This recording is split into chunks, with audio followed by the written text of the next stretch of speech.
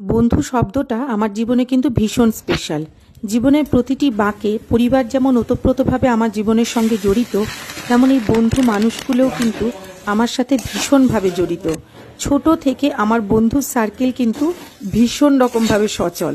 একদম আমার বয়সী বন্ধু থেকে শুরু করে বয়স্ক মানুষদেরকেও আমি বন্ধু করে নিতে পারি। তো যাই হোক, সেটা বড় কথা নয়।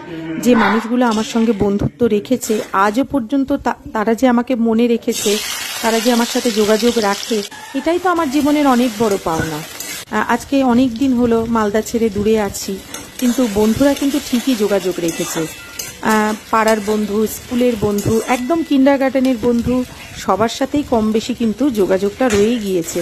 বিশেষ করে এই সোশ্যাল মিডিয়া হওয়াতে কিন্তু আরও বেশি করে বন্ধুদের সঙ্গে যোগাযোগটা রয়ে গিয়েছে। মাম্পি, তুই কিন্তু আজকে আমাকে এই রেসিপিটা পাঠিয়েছিলিস, বলেছিলিস একবার করে দেখতে। আজকে আমি এই বিহারি চূড়া বাড়িতে রান্না করলাম। তোকে খাওয়াতে পারলাম না ঠিকই, কিন্তু এই রান্নার সমগ্রটা জুড়ে কিন্তু তুই ছিলিস। তোর কথা ভেবেই কিন্তু এই রান্নাটা আমি করেছি। একদিন তোর হাতের রান্নাও তো ভীষণ সুন্দর। তোর হাতের রান্না পিকনিকে খেয়েছি আমরা, কত ভালো লেগেছে, তাই না বল? তোর কথা ভেবেই কিন্তু আজকেরই আমার এই বিহারি চূড়া বানানো। তুই অবশ্যই এনজয় করিস, আর যখন তোকে কাছে পাবো অবশ্যই তৈরি করে খাওয়াবো। ভালো থাকিস বন্ধু, বন্ধুকে মনে রাখিস।